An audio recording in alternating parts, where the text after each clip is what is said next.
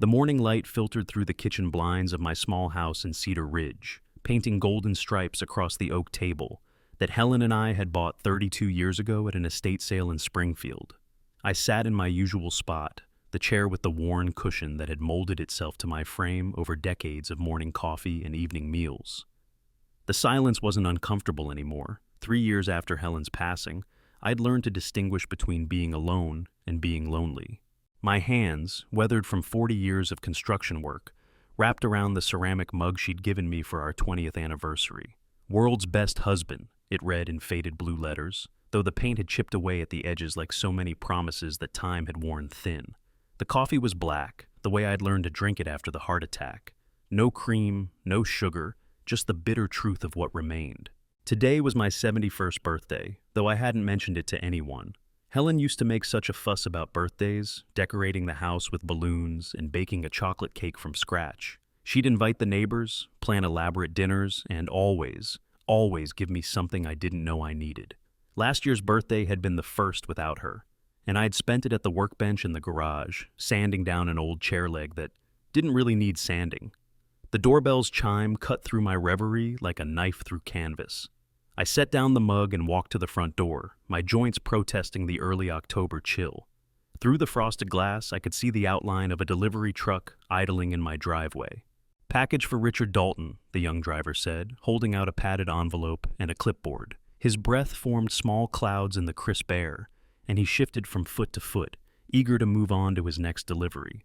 I signed my name in handwriting that had grown shakier over the years and accepted the package. It was heavier than I'd expected, with something solid shifting inside the padding. No return address, just my name and address written in blue ink across the front.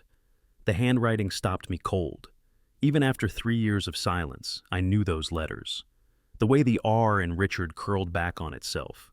The careful loops of the A in Dalton. It was Ethan's handwriting, unmistakable as his fingerprints.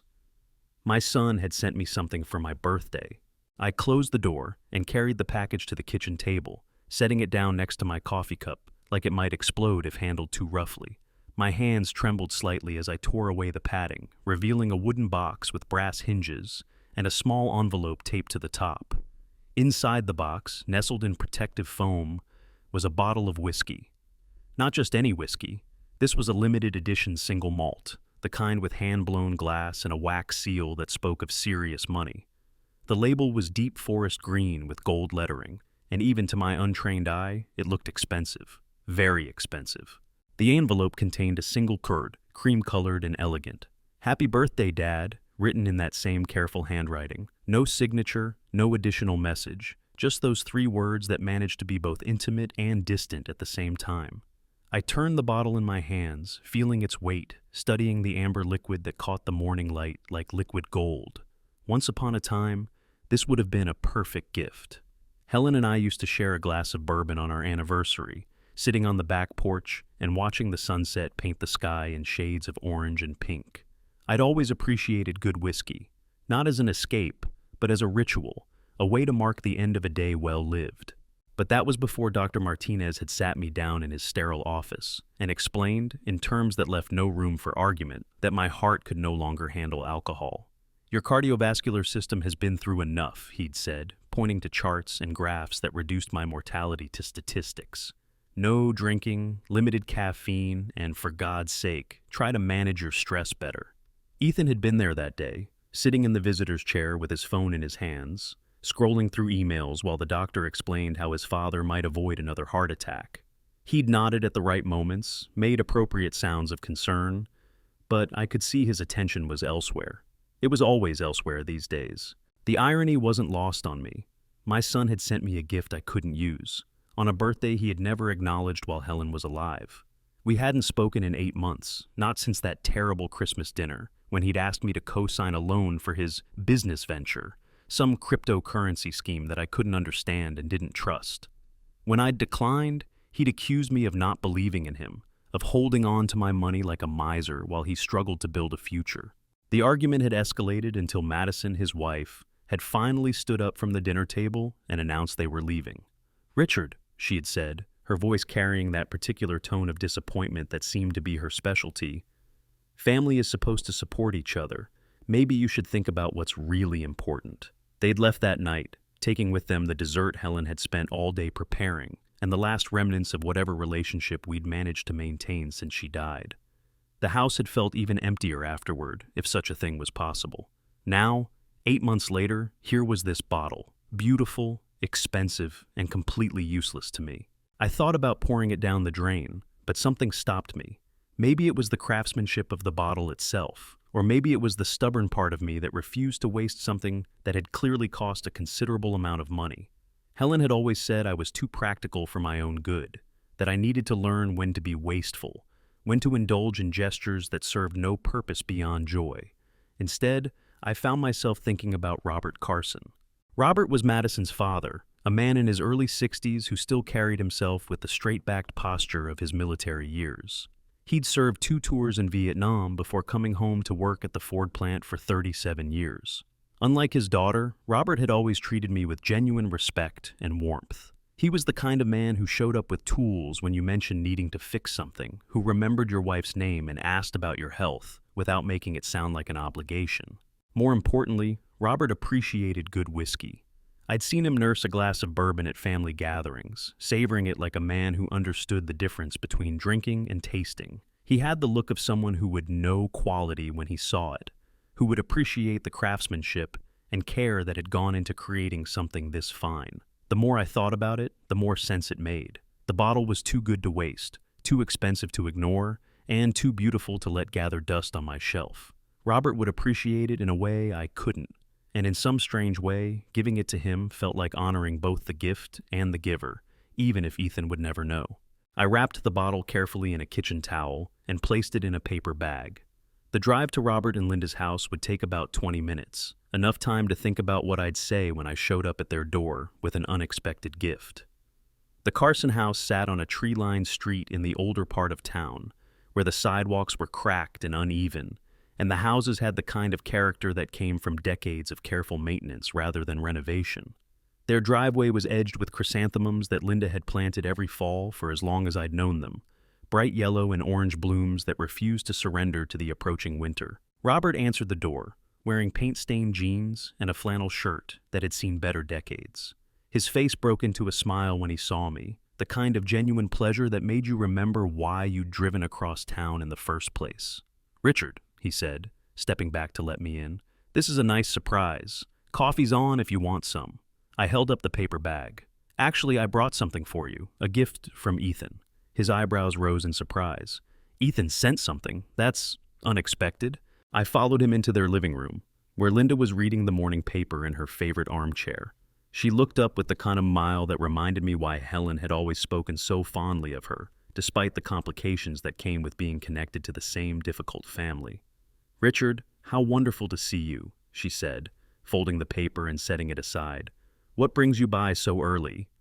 I pulled the bottle from the bag and set it on their coffee table. Even in the soft morning light filtering through their curtains, it looked impressive, the kind of thing you'd display on a mantelpiece or save for a truly special occasion. Robert whistled low, a sound of appreciation that told me I'd made the right choice. "Now that," he said, "is a serious bottle of whiskey. Must have cost a fortune." "Ethan sent it for my birthday," I explained, trying to keep my voice neutral. "But you know about the heart condition. Dr. Martinez was pretty clear about the no-alcohol rule." Linda's expression softened with understanding. She'd been at the hospital during my recovery, had sat with Helen during those long hours when we weren't sure if I'd pull through. She knew exactly what that bottle represented, both the thoughtfulness of the gift and the impossibility of my using it.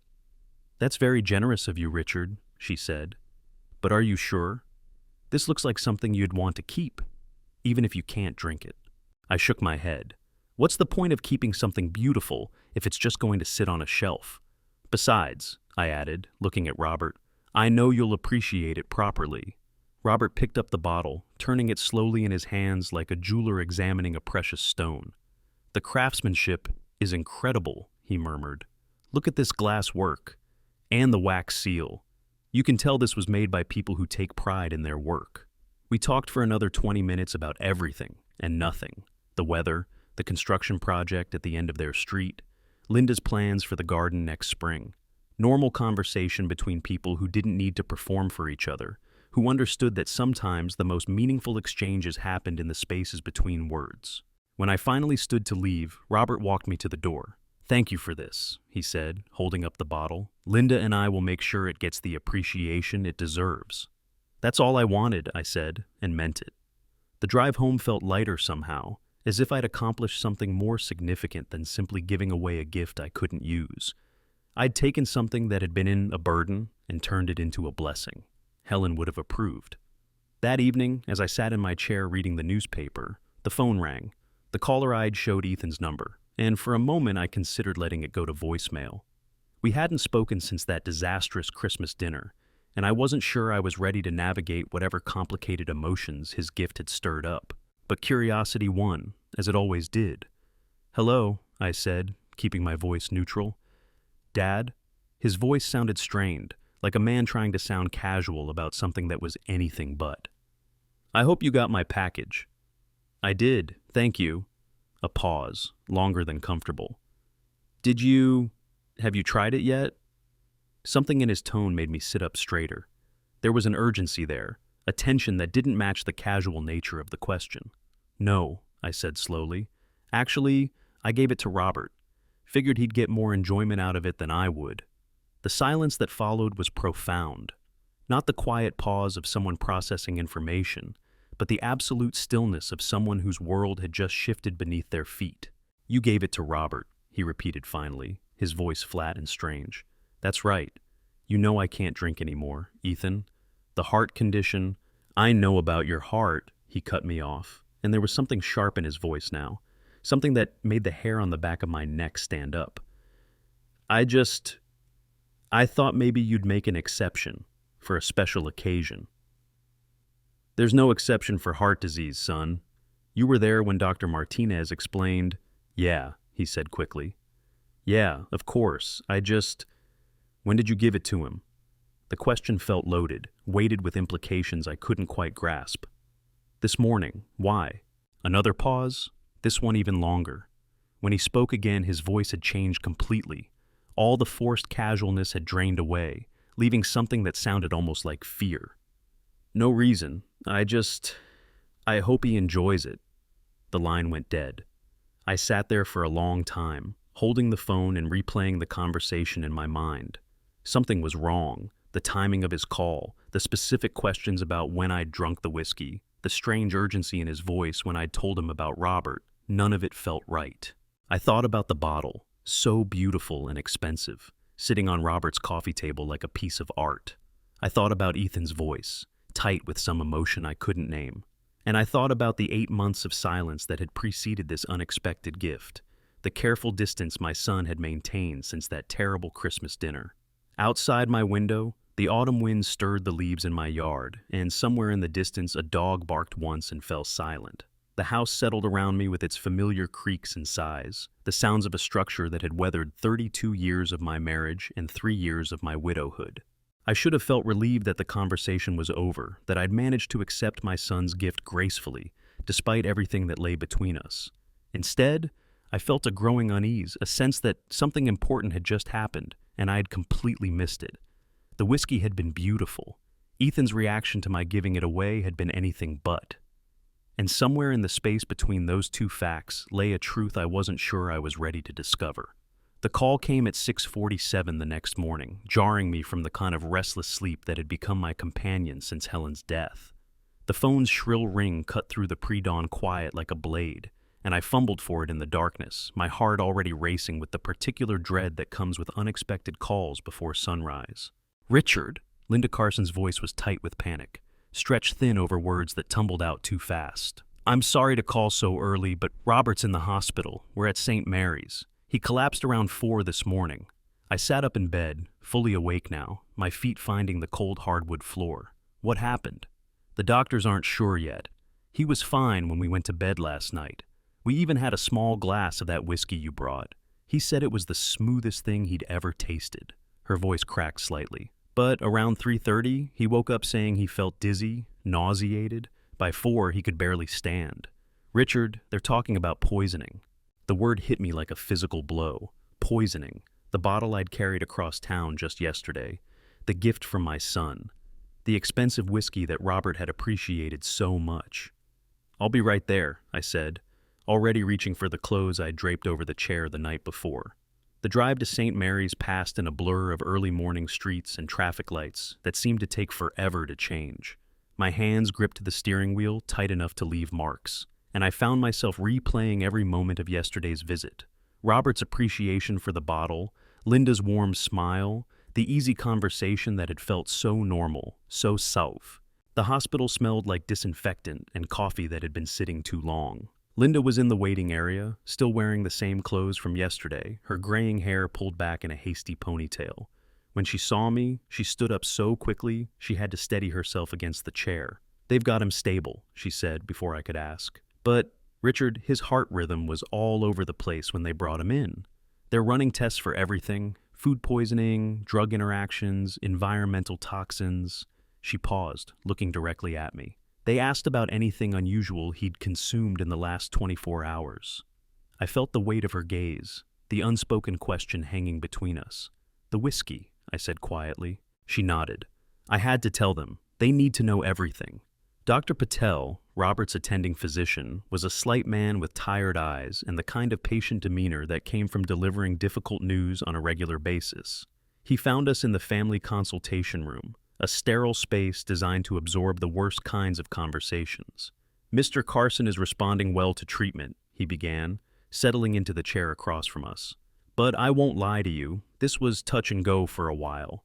His symptoms are consistent with plant-based toxin exposure. We're running comprehensive toxicology screens, but I need to ask about any herbal supplements, unusual foods, or alcoholic beverages he might have consumed recently."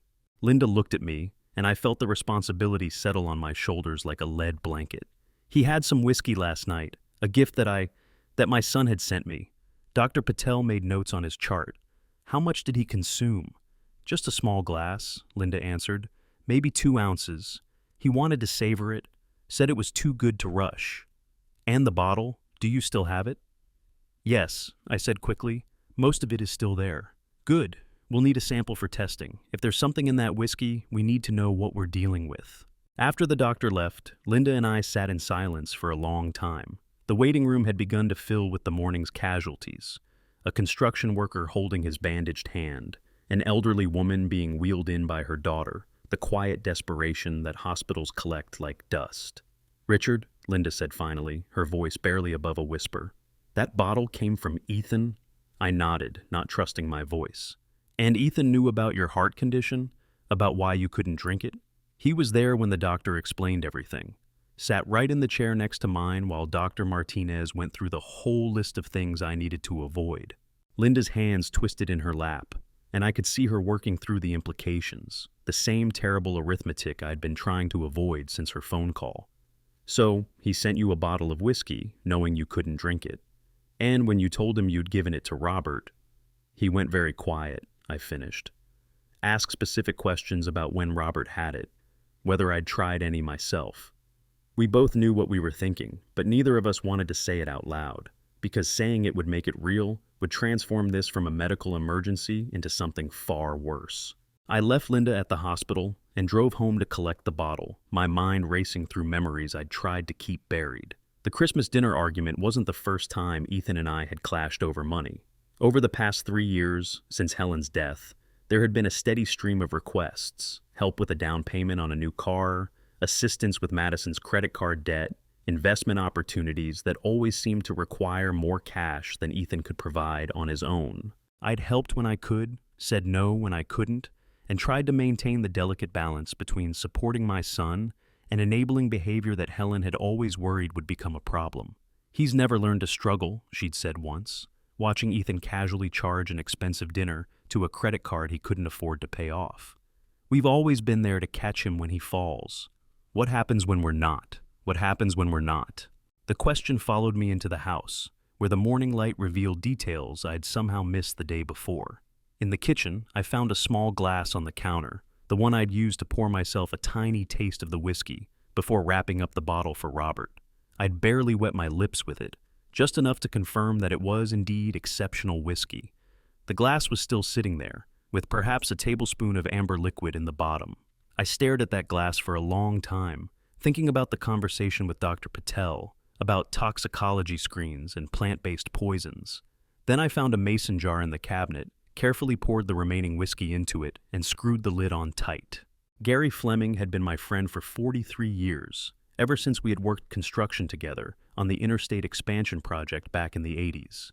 These days, he ran a small veterinary laboratory on the outskirts of town, the kind of operation that served local farms and occasionally helped the sheriff's department with cases involving animal cruelty or illegal substances. More importantly, Gary owed me a favor. 2 years ago, when his daughter Sarah had been going through her divorce, I had helped her move out of her ex-husband's house. No questions asked, no judgment offered, just a pickup truck and strong hands when she needed them most. "Richard," Gary said when I called, his voice carrying the warmth that came from decades of genuine friendship. "How are you holding up?" "I need a favor, Gary, a quiet one." He didn't hesitate. "What do you need?" "I've got a sample of whiskey that might be contaminated with something. Robert Carson's in the hospital, possible poisoning. I need to know what's in this bottle, and I need to know without it becoming official just yet." Gary was quiet for a moment, and I could almost hear him thinking through the implications. "How long do I have?" "However long it takes to do it right. But Gary, if there's something in there, something that shouldn't be, I need to know immediately." "Bring it by after 5. I'll run whatever tests I can with what I've got here." The afternoon stretched endlessly. I tried to read, couldn't focus. Tried to work in the garage, couldn't concentrate. Every few minutes I found myself staring at the phone, willing it to ring with news from the hospital, dreading what that news might be. At 4:30, I drove to Gary's lab, the mason jar wrapped in a towel on the passenger seat, like a fragile witness to something I wasn't sure I wanted to understand. Gary's laboratory occupied a converted barn on the edge of his property, all stainless steel and humming equipment that looked like it belonged in a much larger facility. He took the jar without comment, unscrewing the lid and immediately wrinkling his nose. "There's definitely something off about the smell," he said, carefully pouring a small amount into a testing vial. "Good whiskey shouldn't have that underlying bitterness." While Gary worked, I sat in his office and stared at the wall, covered with certificates and photographs. Gary receiving recognition from the State Veterinary Association, Gary with his grandchildren at Christmas, Gary and his late wife Margaret at their 50th wedding anniversary. Normal life, normal achievements, normal problems that didn't involve wondering whether your own son had tried to kill you. "Richard," Gary's voice from the lab was quiet, serious. "You need to see this." I joined him at the workbench, where he'd laid out several test results like evidence in a criminal case.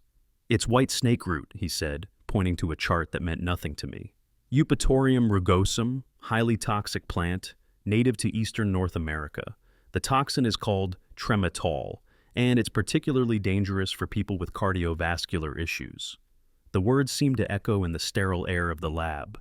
Cardiovascular issues, like a 71-year-old man recovering from a massive heart attack.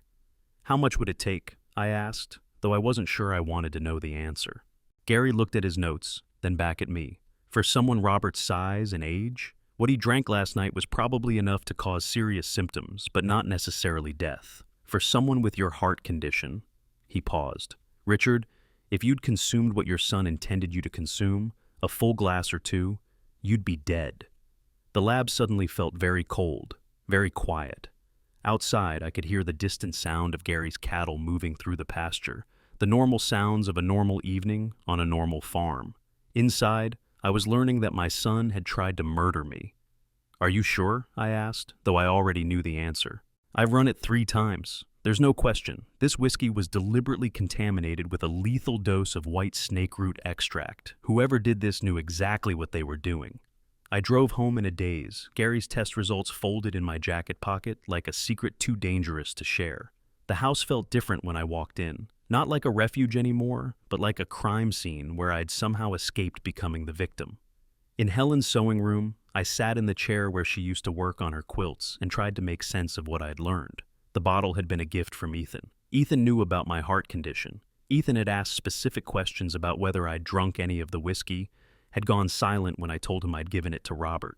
But knowing these facts and accepting their implications were 2 different things entirely. Because accepting them meant acknowledging that the boy I'd taught to ride a bike, the teenager I'd helped with homework, the young man I'd walked down the aisle at his wedding, had decided I needed to die. The phone rang just after 8 o'clock. Linda, calling with an update from the hospital. "He's stable," she said, and I could hear the relief in her voice. "Dr. Patel says he'll make a full recovery, but it was close, Richard. If we'd waited another hour to bring him in—" "Linda," I said carefully, "did you tell anyone else about the whiskey? About where it came from?" "Just you and the medical staff. Why?" "I had it tested. There was something in it, a plant toxin called white snake root. Very dangerous, especially for people with heart problems." The silence on the other end of the line stretched for so long I thought we'd been disconnected. When Linda finally spoke, her voice was barely a whisper. "Richard, are you saying someone deliberately poisoned that whiskey?" "I'm saying someone put something in it that could have killed Robert, and if I'd drunk it instead—" I let the sentence hang unfinished. "Oh my God. Richard, you have to call the police." "I know, I will. But Linda, this is going to get very complicated very quickly. You should prepare Robert for that." After we hung up, I sat in Helen's chair for a long time, holding the test results and thinking about the son I'd raised, the man he'd become, and the terrible distance between those two people. Outside, the autumn wind rattled the windows, and somewhere in the darkness, an owl called once and fell silent. Tomorrow I would call the police. Tomorrow I would begin the process of destroying what remained of my relationship with my son. Tonight, I would mourn the family we'd been and prepare for the war we were about to become. I didn't sleep that night. Instead, I sat at Helen's kitchen table with a yellow legal pad, writing down everything I could remember in the careful, methodical way I'd once documented construction projects.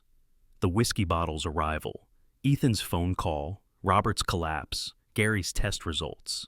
Each fact laid out like pieces of lumber, waiting to be assembled into something that made terrible sense. At the top of the page, I wrote 2 columns, what I know and what I can prove.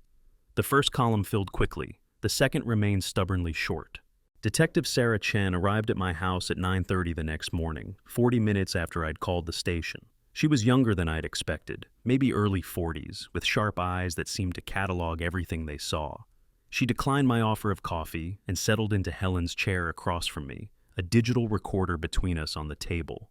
"Mr. Dalton," she began, her voice carrying the kind of professional neutrality that cops learn early, "I understand you believe someone may have attempted to poison you." I handed her Gary's test results, watching her face as she read. Her expression didn't change, but I saw her posture shift slightly, the way people do when they realize they're dealing with something serious. "White snake root," she said, looking up at me. "That's not something you encounter by accident." "No," I agreed. "It's not." "Tell me about the bottle. Start from the beginning."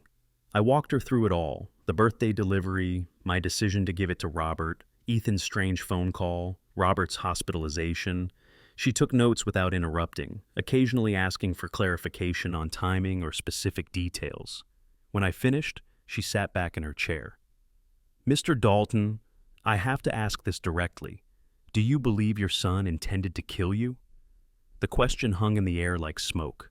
I'd been avoiding it for 36 hours, dancing around the edges of it, but hearing it spoken aloud by a police officer made it real in a way that all my middle-of-the-night theorizing hadn't. "I don't know what else to believe," I said finally. Detective Chen closed her notebook. "We'll need the bottle, of course, and we'll want to interview Mr. Carson when he's feeling up to it. In the meantime, I'd like you to think about any recent conflicts with your son, any financial pressures he might be under, anything that might provide context for this." After she left with the whiskey bottle carefully sealed in an evidence bag, I found myself thinking about context, about the gradual deterioration of my relationship with Ethan over the past 3 years, the way he'd become increasingly distant and demanding after Helen's death. There had been signs, I realize now, little things I'd dismissed or explained away because they came from my son, because I'd wanted to believe they meant something other than what they clearly meant, like the time 6 months ago when he'd asked about my will, couching it in concern about making sure everything was in order after my heart attack. When I'd told him the house and my modest savings would go to him eventually, he'd pressed for details about exactly when eventually might be.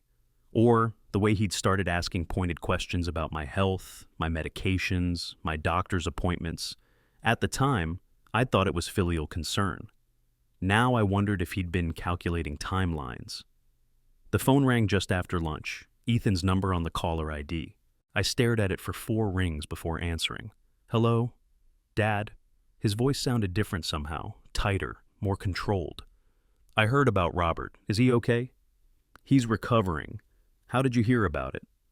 "Madison called her mom. Word travels fast in a small town." A pause. "They're saying it might have been food poisoning." "It wasn't food poisoning, Ethan." Another pause, longer this time. "What do you mean?" "I mean the doctors found something in his blood, a plant toxin, from the whiskey." The silence that followed was so complete I could hear my own heartbeat. When Ethan finally spoke, his voice was carefully modulated, like an actor reading lines he'd rehearsed. That's terrible. I can't believe something like that could happen. Where did you get the bottle tested?" The question came too quickly, with too much specificity. "Why does that matter?" I bought that whiskey from a reputable dealer. If there's something wrong with their products, people need to know." "Which dealer?" Another pause. I'd have to check my records. I bought it a while ago, been saving it for your birthday." Everything about the conversation felt wrong. The timing, the questions, the way Ethan seemed more concerned about where I'd had the whiskey tested than about Robert's condition. I thought about Detective Chen's recorder, about the careful way she documented every detail of our conversation. "Ethan," I said slowly, "the police are going to want to talk to you." "The police? Why would they?" He caught himself. "I mean, of course. If someone's selling contaminated alcohol, that's a serious crime." "Yes," I said, "it is." After we hung up, I sat staring at the phone for a long time. My son had just lied to me, multiple times, about details that mattered, in ways that suggested he knew more about the contaminated whiskey than he was admitting. The realization settled over me like a weight I couldn't lift. This wasn't a mistake or an accident or some terrible coincidence. This was deliberate, planned. My son had tried to kill me. That evening, I drove out to the cemetery where Helen was buried. Her grave was in the older section, under an oak tree that had been there longer than either of us. I brought fresh flowers, the chrysanthemums she'd always loved, and sat on the small bench I'd installed beside her headstone. "I don't know what to do," I said to the gathering dusk. "I don't know how to be the father of someone who wants me dead." The wind stirred the leaves overhead, and somewhere in the distance a church bell chimed 7 times. I thought about the boy Ethan had been, the countless hours I'd spent teaching him to throw a baseball, to change a tire, to measure twice and cut once. I thought about Helen's pride when he graduated college, her joy at his wedding, her quiet worries about the man he was becoming. "You saw it before I did, didn't you?" I said to her headstone. "You knew something was wrong."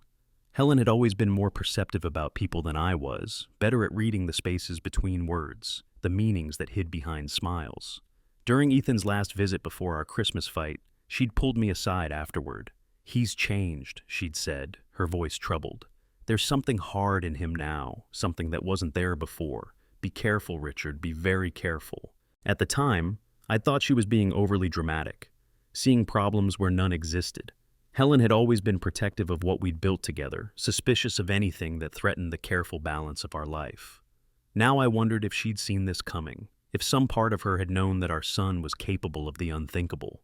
I stayed at the cemetery until full dark, talking to Helen's memory and trying to prepare myself for what came next. Because Detective Chen would investigate, and she would find evidence, and eventually there would be arrests and trials and newspaper articles that would reduce my family's destruction to a few paragraphs in the local crime section. The house felt different when I returned, smaller somehow, as if the weight of what I'd learned had pressed down on the walls and ceiling. I went through my evening routine, checking the doors, turning off the lights, setting out my clothes for tomorrow, but everything felt provisional, temporary, like I was an actor playing the role of a man who still had a normal life.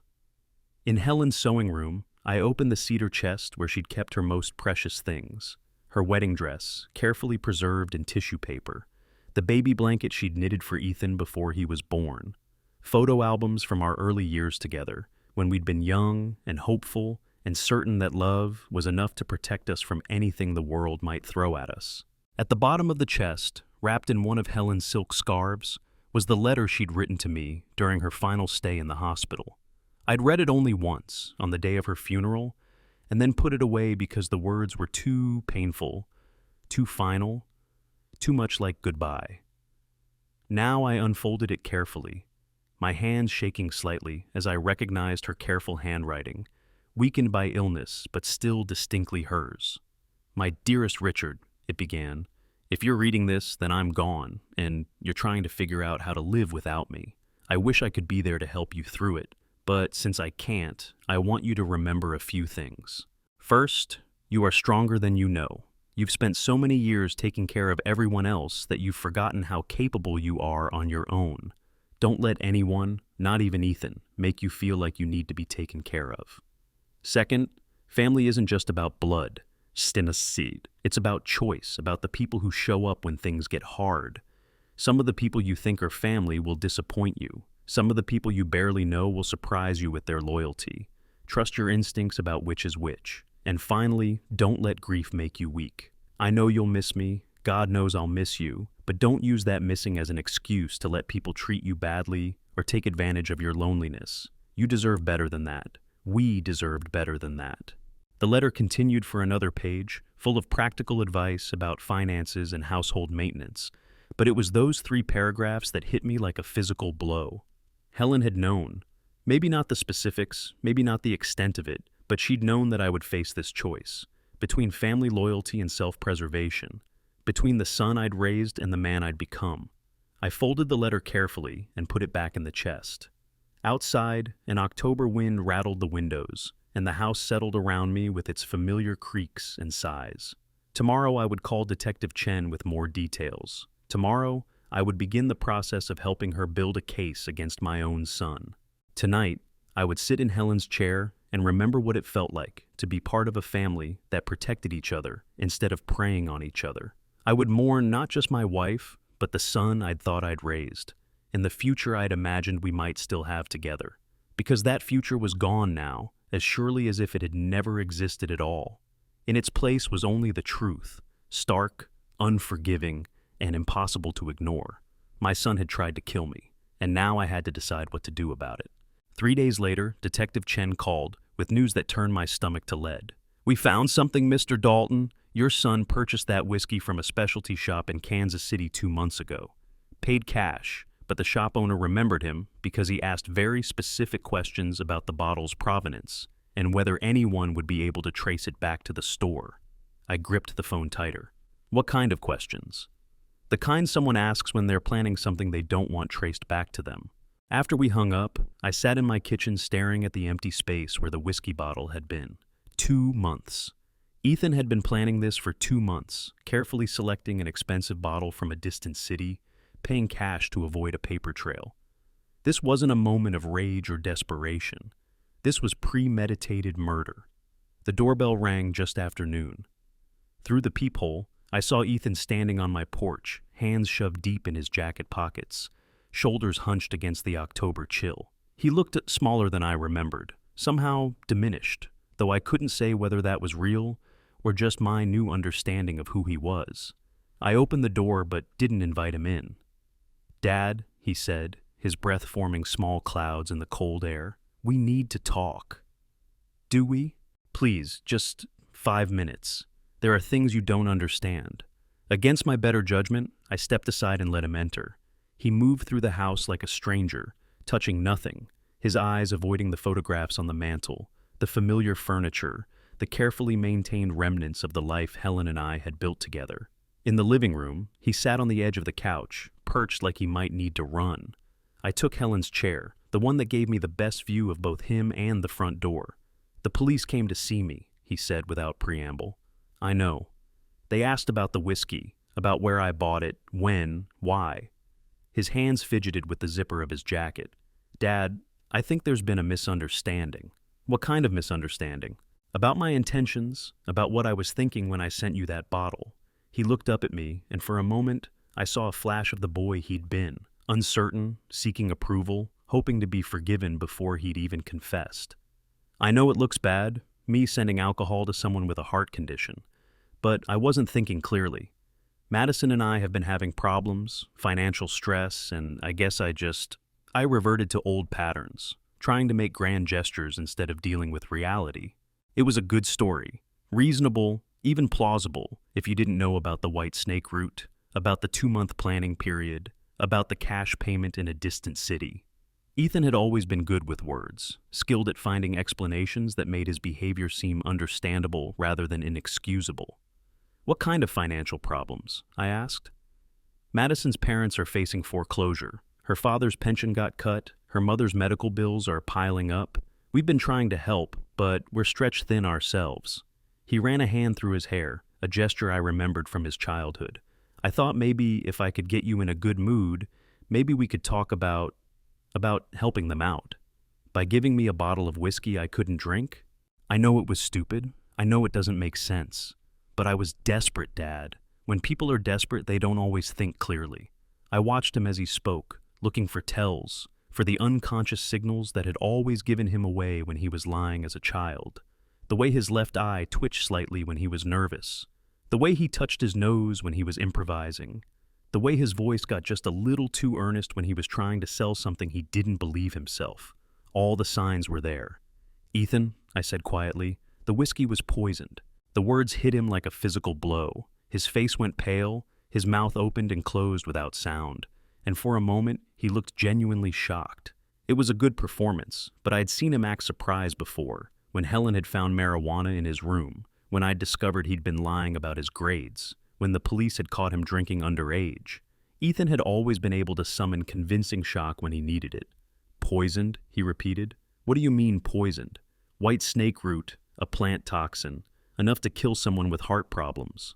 He stared at me for a long moment, and I could almost see him recalculating, trying to figure out how much I knew, how much I could prove. That's impossible. I bought that bottle from a reputable dealer. There must be some mistake." "The dealer remembers you, Ethan, remembers your questions about traceability." The silence that followed was heavy with the weight of things that couldn't be unsaid. Ethan's hands had stopped fidgeting. His breathing had become shallow, controlled.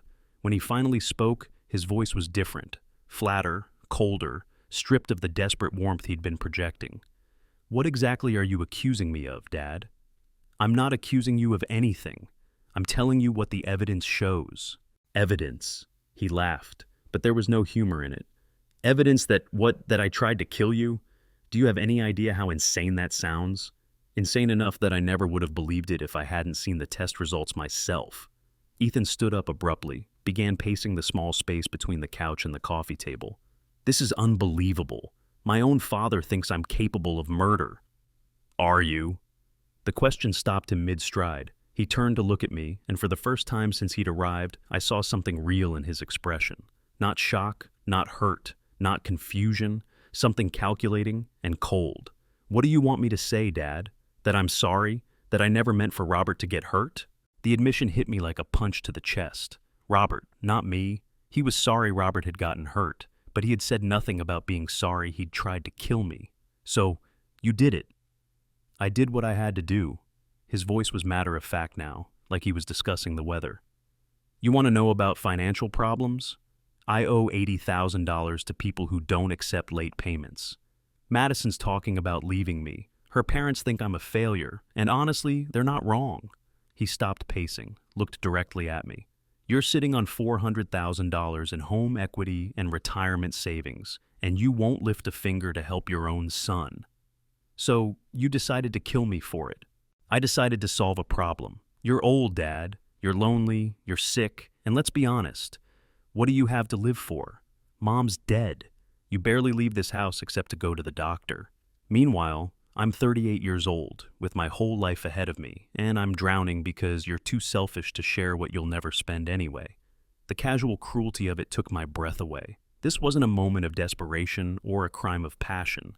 This was a business decision, made by someone who had weighed the value of my life against the convenience of my death and found my death more useful. "You're my son," I said, though the words felt hollow even as I spoke them.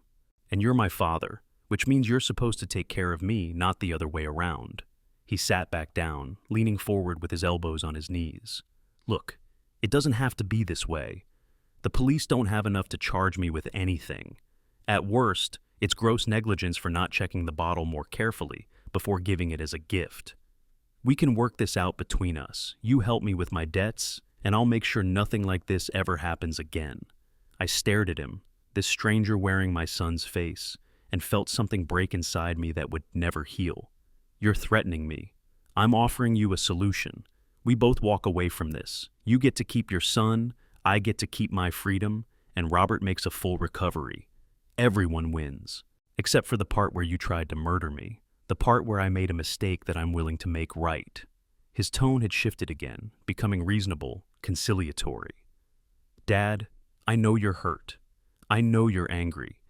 But think about what happens if you push this. Think about the headlines, the trial, the way people will look at our family. Think about what Mom would have wanted." The mention of Helen was a bridge too far. I stood up, my hands shaking with rage I'd been holding back for days. "Don't you dare bring your mother into this. Don't you dare use her memory to justify what you've done. She wouldn't have wanted her family destroyed over a mistake. She wouldn't have wanted her son to be a murderer." The word hung between us like a blade. Ethan's carefully constructed mask finally slipped completely, revealing something ugly underneath. Resentment, entitlement, a cold fury that had probably been building for years. "Fine," he said, standing up. "You want to do this the hard way?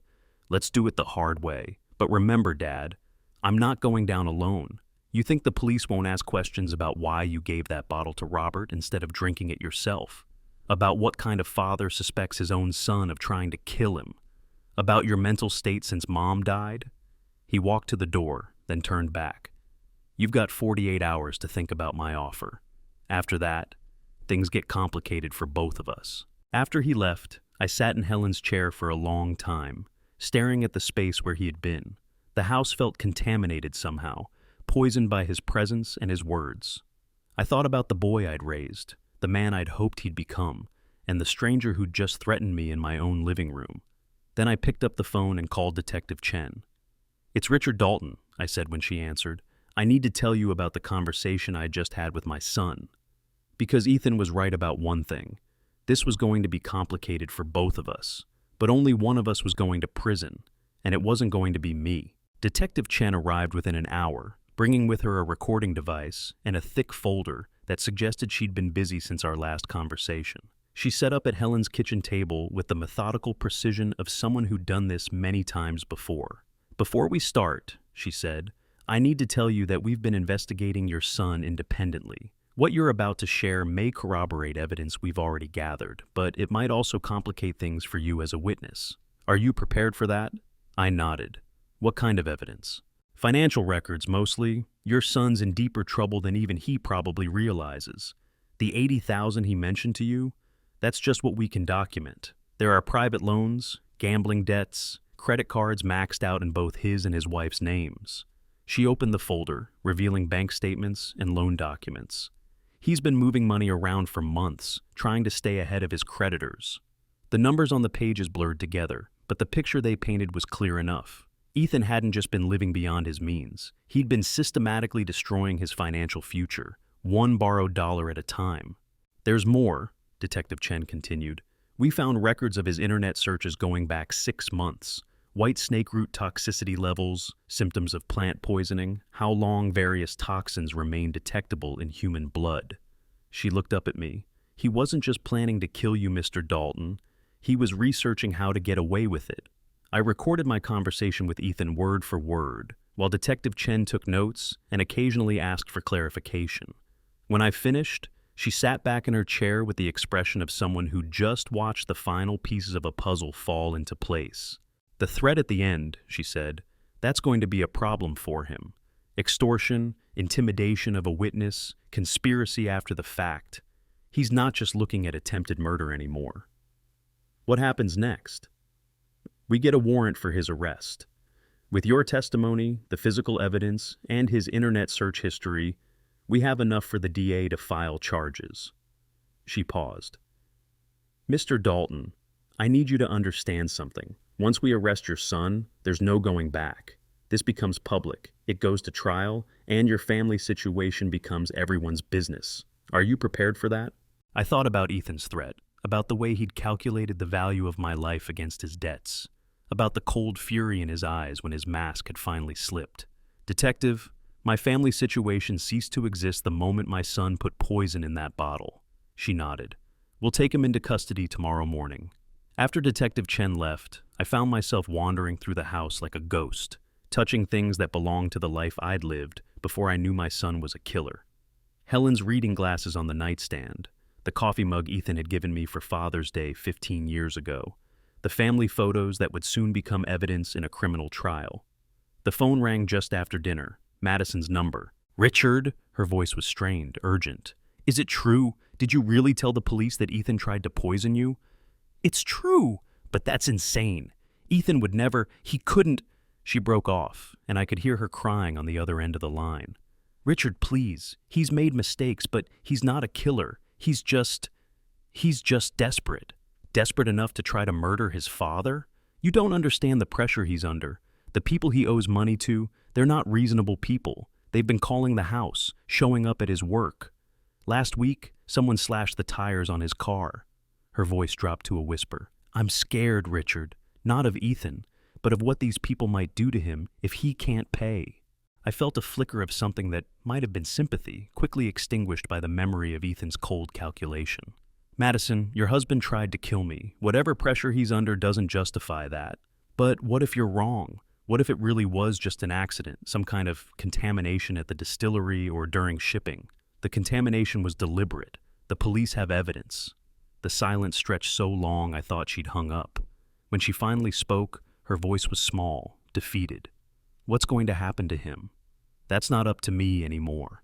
After we hung up, I sat on the back porch with a cup of coffee, watching the last light fade from the October sky. Somewhere in the distance, a dog barked, and the wind carried the smell of wood smoke from a neighbor's chimney. Normal evening sounds from a normal neighborhood, where normal families were settling in for the night. I thought about Madison's tears, about the fear in her voice when she'd talked about Ethan's creditors. Part of me wanted to feel sorry for her, for the impossible position she'd been put in by her husband's choices. But a larger part of me remembered that she'd been married to Ethan for 8 years, had seen him make increasingly desperate financial decisions, had benefited from the lifestyle his borrowing had funded. How much had she known? How much had she suspected? The arrest happened at 6:30 the next morning. I wasn't there to see it, but Detective Chen called afterward to let me know it had gone smoothly. "He didn't resist," she said. "Didn't ask for a lawyer until after we'd read him his rights. But Richard, he did ask us to give you a message." "What message?" "He said to tell you that you'd won, but winning would cost you more than losing ever could have." I hung up the phone and sat in my kitchen, surrounded by the detritus of a normal morning, coffee grounds in the sink, newspaper folded on the counter, Helen's ceramic mug waiting to be washed. Everything looked the same as it had yesterday, but something fundamental had shifted. My son was in jail, charged with trying to murder me, and I was the primary witness against him. The local newspaper ran the story on page 3. "Local man charged in attempted poisoning of father." The article was mercifully brief, focusing on the facts rather than speculation, but I could imagine how quickly the story would spread through our small community. By afternoon, I'd received calls from neighbors, old friends, even Helen's sister in Florida, all expressing shock and offering support. What surprised me was how many people weren't entirely surprised.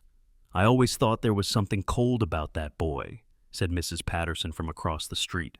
"Even when he was young, he had a way of looking at people like he was calculating what they were worth to him." Tom Henderson, who'd done electrical work on my house years ago, was more direct. "Richard, I hate to say it, but Helen used to worry about Ethan. Last time I saw her, she mentioned that she thought he was heading for trouble, said he'd gotten too comfortable taking shortcuts." By the end of the week, a pattern had emerged. The people who'd known Ethan as a child remembered his charm, his intelligence, his ability to talk his way out of any situation. The people who had known him as an adult remembered his entitlement, his willingness to let others pay for his mistakes, his talent for making his problems everyone else's responsibility. I realized that Helen and I had been the only ones who'd consistently seen both sides of him, the charming boy and the calculating man, and had chosen to focus on the former while ignoring the latter. Love had made us blind to what everyone else could see clearly. Robert was released from the hospital on a Thursday, weak but recovering. Linda brought him by the house the following Saturday, partly so he could thank me for possibly saving his life, partly so we could all try to make sense of what had happened. "I keep thinking about that night," Robert said, sitting in the same chair where Ethan had made his threats just days earlier. "How good that whiskey tasted, how much I was looking forward to sharing it with friends. If you hadn't given it to me, if you'd drunk it yourself." "But I didn't," I said, "and you're going to be fine. Thanks to you, and thanks to whatever instinct made you suspicious enough to have it tested." He looked at me carefully. "The question is, what made you suspicious? Most people would have just thrown away a bottle they couldn't use, or let it sit on a shelf as decoration. What made you think to give it to someone else?" It was a good question, one I had been asking myself. I think some part of me knew something was wrong. The timing, the way Ethan reacted when I told him about it, the fact that he had sent alcohol to someone he knew couldn't drink it. I paused. Maybe Helen's voice in my head, warning me to be careful. Linda reached over and squeezed my hand. "She always was protective of you. She always saw people clearly, better than I did anyway." That evening, after Robert and Linda had gone home, I sat in Helen's sewing room and tried to imagine what she would say about all of this. Would she be heartbroken that her fears about Ethan had been justified? Would she be proud that I'd finally stood up for myself? Would she be angry that I'd let things get this far? I thought she'd probably be all of those things, and something else too, relieved that I was still alive to make whatever came next. Because this wasn't over. The arrest was just the beginning. There would be arraignments and hearings, plea negotiations, and possibly a trial. There would be lawyers and journalists and courthouse hallways filled with people who wanted to understand how a family could fall apart so completely. But for now, there was just this: an old man in his wife's chair, in the house they'd shared for 32 years, finally understanding the difference between being alone and being safe. My son was in jail. My family was destroyed. And for the first time in months, I could sleep through the night without wondering if I'd wake up in the morning. It was a terrible kind of peace, but it was peace nonetheless.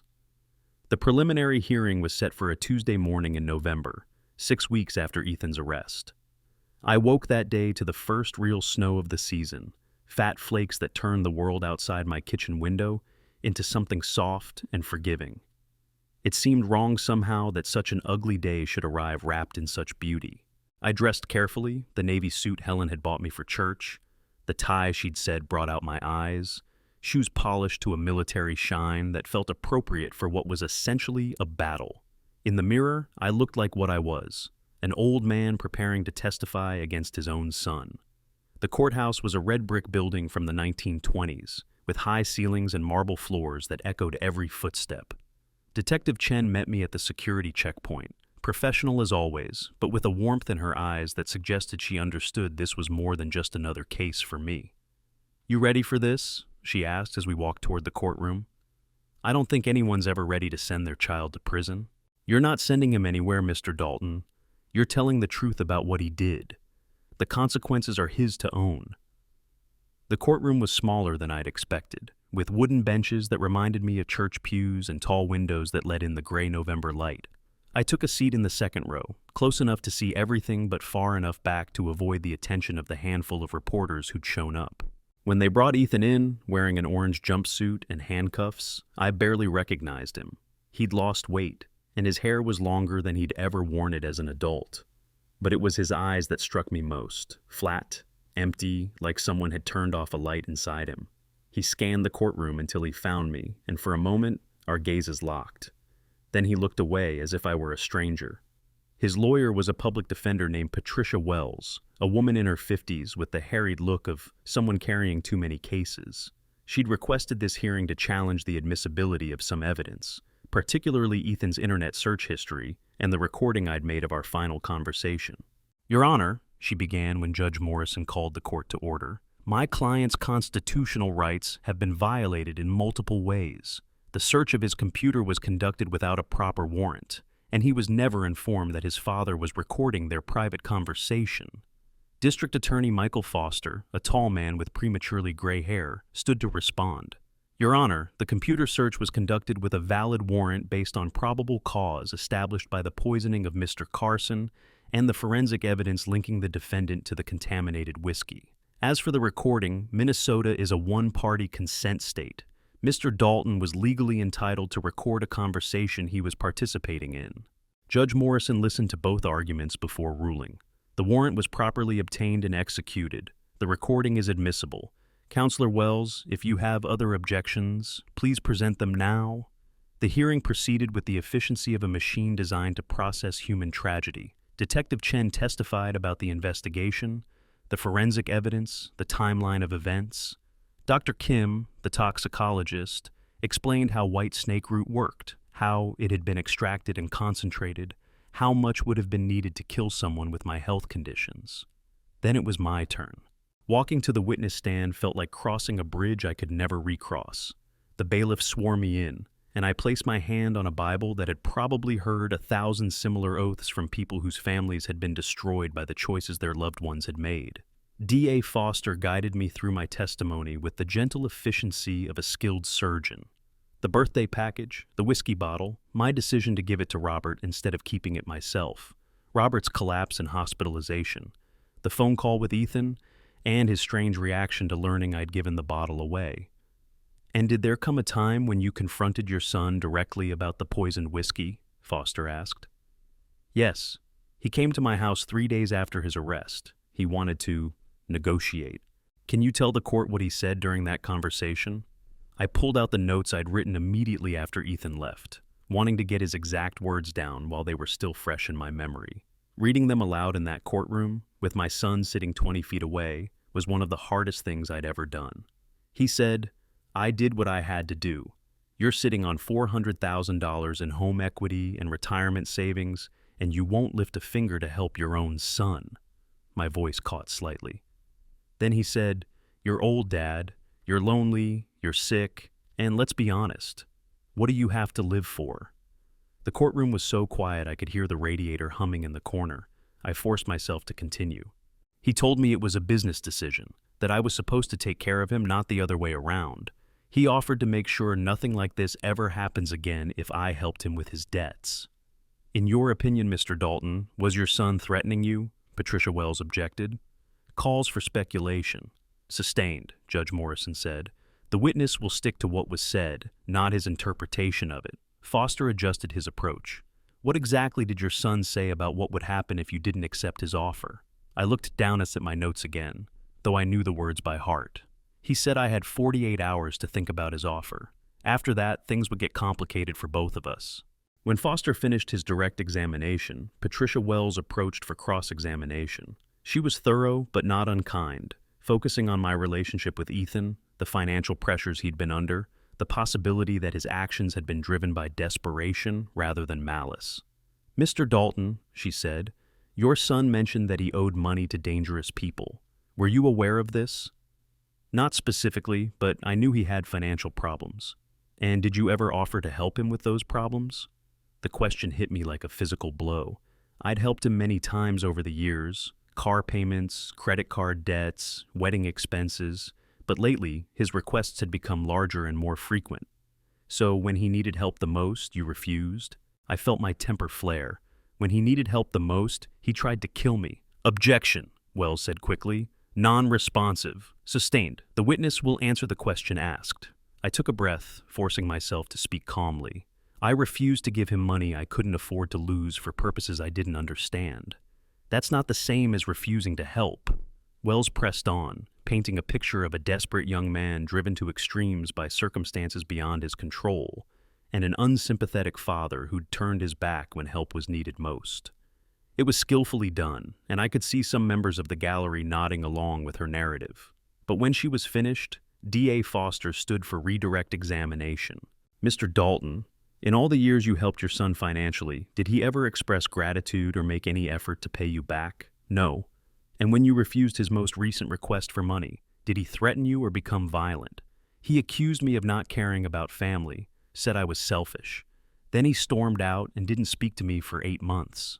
Until he sent you the poisoned whiskey." "Objection," Wells called, leading. "Sustained," Foster rephrased. "Until you received the birthday package that led to Mr. Carson's hospitalization." "That's correct." When I finally stepped down from the witness stand, my legs were shaking. I'd done what I came to do. told the truth about what my son had done and said. But the cost of that truth was written on every face in the courtroom, including Ethan's. Judge Morrison took a brief recess before announcing his decision. Having heard the evidence presented today, this court finds probable cause to believe that the defendant committed the crimes with which he's charged. The case will proceed to trial. The gavel fell with a sound like a door slamming shut. After the hearing, I stood on the courthouse steps in the falling snow, watching as they led Ethan back to the jail transport van. He moved like an old man, shoulders bowed, feet shuffling. Just before they helped him into the van, he turned and looked at me one last time. His mouth moved, forming words I couldn't hear over the distance and the wind. But I could read his lips well enough. "I'm sorry, Dad." Too little, too late. Detective Chen appeared at my elbow. "You did good in there. I know it wasn't easy." "Easy was never an option," I said. "The question was whether I'd choose to do what was right or what was comfortable. And you chose right." I watched the transport van disappear around the corner, carrying my son back to a cell where he'd wait for a trial that would determine how many years he'd spend in prison for trying to kill me. "I chose survival," I said finally. "Everything else is just consequences." The snow was falling harder now, covering the courthouse steps and the sidewalks beyond. I pulled my coat tighter and walked to my truck, leaving footprints that would be covered within minutes, as if I'd never been there at all. But I had been there. I'd stood up and told the truth about what my son had done, regardless of the cost. Helen would have been proud of that, I thought. She'd always believed that telling the truth was more important than keeping the peace. The trial was set for February. Between now and then, there would be more hearings, more testimony, more opportunities for the lawyers to pick apart every detail of our family's destruction. But the hardest part was over. I'd looked my son in the eye and called him what he was, a man who'd tried to kill his father for money. Now, all that remained was waiting for justice to take its course. The trial lasted 4 days in February, during one of the coldest weeks in Minnesota history. Each morning, I drove through streets glazed with black ice to sit in that same courtroom, watching lawyers dissect my family's destruction with the clinical precision of pathologists performing an autopsy. The prosecution's case was methodical, devastating. They presented the evidence piece by piece: the poisoned whiskey, Ethan's internet searches, his financial desperation, the recorded conversation where he'd essentially confessed. D.A. Foster painted a picture of premeditated murder, motivated by greed, and a sense of entitlement that had grown toxic over years of enabled behavior. Patricia Wells fought back with everything she had, arguing that Ethan's actions were those of a desperate man driven to temporary insanity by crushing debt and threats from dangerous creditors. She brought in character witnesses: his high school baseball coach, a former employer, Madison's tearful testimony about the loving husband she'd married, who'd been transformed by circumstances beyond his control. But the evidence was overwhelming. The jury deliberated for less than 3 hours. Guilty of attempted murder in the first degree. I felt no satisfaction when the verdict was read, no sense of justice served, just a bone-deep weariness and the hollow knowledge that my family had died in that courtroom, officially and finally. Judge Morrison sentenced Ethan to 25 years in state prison. He would be eligible for parole in 15 years, which meant he'd be 53 when he might taste freedom again, older than I'd been when Helen died. As they led him away in shackles, Ethan looked at me one last time. His lips moved in what might have been goodbye, or forgive me, or I love you. I couldn't tell which, and in the end, it didn't matter. Words were just sounds now, stripped of the power to heal or harm. Madison filed for divorce 2 weeks later. She moved back in with her parents, taking only her clothes and the few things that had belonged to her before the marriage. The house she and Ethan had shared went into foreclosure within a month. I never saw her again, though Linda told me she'd moved to Oregon to live with a sister there. I hoped she'd find peace, find someone who wouldn't ask her to be complicit in murder. She'd been naive, perhaps willfully blind to what her husband was becoming, but she hadn't deserved to have her life destroyed by his choices. Spring came early that year, melting the snow and revealing a world that looked scrubbed clean, ready for new growth. I spent most of April working in Helen's garden, replanting the beds she'd designed, adding new flowers to replace the ones that hadn't survived the winter. The physical work felt good, purposeful in a way that sitting in courtrooms and lawyers' offices never had. Detective Chen called in May to tell me that Ethan had been transferred to the state penitentiary in Stillwater. He'd been assigned to the library, she said, which seemed fitting somehow. Books had always been his escape from reality. Now they'd be his escape from the reality of his choices. Has he asked about me? I found myself asking, though I wasn't sure I wanted to know the answer. No, she said gently. But prison has a way of changing people's priorities. Give it time. Time. I had plenty of that now. Empty hours that stretched like the shadows across my kitchen table each evening. I filled them as best I could. I volunteered at the Veterans Center downtown, helping older men navigate the bureaucracy of benefits and medical care. I took a woodworking class at the community college, learning to make furniture with the kind of precision Helen had always admired in craftsmen. But the house felt different now. Haunted not by Helen's absence, which had been a gentle melancholy, but by Ethan's betrayal, which was sharp-edged and unforgiving. I found myself avoiding certain rooms, certain chairs, certain corners where memories of him lingered like stains I couldn't scrub clean. In June, I made a decision that surprised even me. I put the house on the market. "Are you sure about this?" Linda asked when I told her. We were sitting on the back porch, watching Robert tend to his tomatoes with the careful attention of a man who had been reminded of mortality and found gardening to be good medicine. "This place holds too much pain now," I said. "Every room has a memory of him, and not all of them are good anymore. Even the good ones hurt." "Where will you go?" I'd been thinking about that for weeks. There's a retirement community up near Grand Rapids, independent living, but with support services if I need them. Helen and I looked at it a few years ago before she got sick. She liked it. It sounds lonely. I'm already lonely. At least this way, I'll be lonely somewhere that doesn't echo with the sound of my son telling me I had nothing to live for. The house sold within a month to a young couple with twin boys and a golden retriever. They walked through the rooms with the kind of excitement Helen and I had felt 32 years ago, planning where to put the Christmas tree, talking about adding a swing set in the backyard. I was glad it would be a home again instead of a monument to a family that no longer existed. I moved to Pine Ridge Senior Community in August, taking only the things that mattered. Helen's photographs, her wedding ring, the quilt she'd been working on when she died, and the cedar chest that held our most precious memories. Everything else went to estate sale or charity, dispersed among strangers who would never know the stories behind the dishes and furniture and knickknacks that had once defined our life together. My new apartment was small but comfortable, with a view of the lake and a kitchen just big enough for one person's needs. The community was filled with people like me, widows and widowers who'd outlived their original plans and were trying to figure out what came next. I made friends gradually. Frank Morrison, a retired teacher whose wife had died of Alzheimer's. Mary Chen, a former nurse whose children lived in California and visited twice a year. George Bradley, a Korean War veteran who played chess with the intensity of a man defending territory. We formed an unlikely family of the displaced, bound together by loss and the shared understanding that starting over at 73 required a different kind of courage than starting over at 23. The first letter from Ethan arrived in October, almost a year after his sentencing. I stared at the envelope for a long time before opening it, recognizing the careful handwriting that had once written "Happy Birthday, Dad" on a card accompanying a bottle of poisoned whiskey. "Dear Dad," it began, "I know I have no right to contact you, and I wouldn't blame you if you threw this letter away without reading it.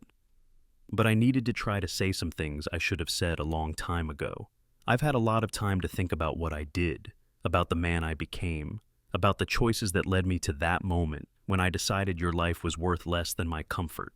I keep trying to find explanations that make sense, but the truth is simpler and uglier than any excuse I could make. I wanted what you had, and I wanted it without earning it. I wanted the security of your savings, the equity in your house, the peace of mind that comes from living within your means. But I wanted it handed to me, not worked for. And when you wouldn't give it to me, I decided to take it. I told myself it was justified because you were old, because you were lonely, because Mom was gone, and what did you have to live for anyway? But that was just me trying to make murder sound reasonable. The truth is, I was willing to kill you because I was selfish, entitled, and too weak to fix my own problems. I don't expect forgiveness. I don't even know if I deserve the chance to ask for it, but I wanted you to know that I understand now what I did and why it was unforgivable. I wanted you to know that every day in here, I wake up remembering that I tried to kill the man who taught me to ride a bike, who came to every baseball game, who walked me down the aisle at my wedding. I hope you're well. I hope you found some peace. I hope that someday, when I'm old and gray and have spent enough years paying for what I did, you might be able to remember the boy I was before I became the man who betrayed you. Your son, Ethan. I read the letter 3 times, then folded it carefully and put it in the drawer of my nightstand. I didn't answer it, but I didn't throw it away either. It existed in a space between forgiveness and condemnation, like the complicated love I still felt for the son who'd tried to kill me. More letters came over the months that followed. Ethan wrote about prison life, about the therapy he was required to attend, about the slow, painful process of understanding how his sense of entitlement had grown into something monstrous. He wrote about the other inmates, many of whom had similar stories of families destroyed by choices made in moments of desperation or greed. I read them all, but I didn't respond. I wasn't ready for that conversation yet, might never be ready. The letters were his attempt at redemption, his way of trying to rebuild some connection between us. But I'd learned the difference between wanting to be forgiven and deserving to be forgiven, and I wasn't sure Ethan had earned his way across that divide yet. 2 years after the trial, on a warm September afternoon, I was sitting by the lake reading when Mary Chen approached my bench. "You have a visitor," she said, her voice carrying the kind of careful neutrality people use when they're delivering news that might be good or bad depending on your perspective. I looked up to see a young woman standing at the edge of the common area, maybe 30 years old, with dark hair and nervous eyes. She looked familiar in a way I couldn't quite place. "Mr. Dalton," she said, approaching carefully as if I might flee. "I'm Sarah Wells, Patricia Wells's daughter. She was your son's lawyer." I remembered her now. She'd been in the courtroom during the trial, sitting behind the defense table with the kind of watchful attention that suggested personal investment rather than professional obligation. "What can I do for you?" I asked. "I wanted to talk to you about your son, about something my mother discovered after the trial." She sat down on the bench beside me, pulling a manila folder from her purse. "A mom has been working on Ethan's appeal, and she found some things that might change how you think about what happened. I don't think anything could change how I think about attempted murder. What if it wasn't just attempted murder? What if there were other victims?" The words hit me like cold water. "What do you mean?" Sarah opened the folder, revealing medical records and police reports. A mom started investigating after Ethan told her about other people who'd gotten sick after drinking alcohol he'd given them. 3 people over the past 2 years, all diagnosed with mysterious illnesses that doctors couldn't quite explain. All of them recovered, but they were practice runs, I finished, understanding flooding through me like nausea. "We think so. The toxin levels were much lower, not enough to kill, but enough to make someone very sick. Like he was experimenting, learning how much to use, how to deliver it without being caught." I stared at the medical records, seeing my son's crimes multiply before my eyes. "Why are you telling me this?" "Because Mom thinks you have a right to know, and because Ethan wants to confess to all of it. He says he can't carry the weight anymore, that he needs to tell the truth about everything he did. What does that mean for his sentence? It probably means more time, but it also means justice for the other victims, closure for their families, and maybe it means your son is finally becoming the man you raised him to be." I looked out at the lake, where a family of ducks was teaching their ducklings to dive for food. Circle of life, Helen would have said. Everything teaching everything else how to survive. "Will you see him?" Sarah asked. "Will you let him tell you the truth?" I thought about the letters in my nightstand drawer, about the years of silence between us, about the difference between justice and mercy. "I'll think about it," I said finally. That evening, I sat in my apartment with a cup of coffee and one of Ethan's letters, reading his words about redemption and understanding and the slow work of becoming human again. Outside my window, the lake reflected the last light of day, and somewhere in the distance, a loon called across the water. I thought about Helen, about what she'd want me to do. I thought about the boy Ethan had been, and the man he'd become, and the man he might still have the chance to be. I thought about forgiveness and justice, and the complicated mathematics of love and betrayal. Then I pulled out a piece of paper and began to write. "Dear Ethan," I wrote, "I got your letters, all of them. And Sarah Wells came to see me today. She told me about the other victims, about your plan to confess everything. I still don't know if I can forgive you for what you did. I don't know if I want to, but I think I'm ready to listen. If you want to tell me the truth, all of it, then I'll come and hear it. Not because you deserve it, not because family means overlooking murder, but because 25 years is a long time, and maybe by the end of it, we'll both be different people than we are now. Your father, Richard. I sealed the letter before I could change my mind, addressed it to the state penitentiary, and set it on the table by my door to mail in the morning. Outside, the autumn wind stirred the lake's surface, and the first stars appeared in the darkening sky. Tomorrow I would mail a letter to my son, the murderer. Next week, maybe, I would visit him in prison. It wasn't forgiveness, not yet, but it was a beginning. And sometimes, a beginning is enough.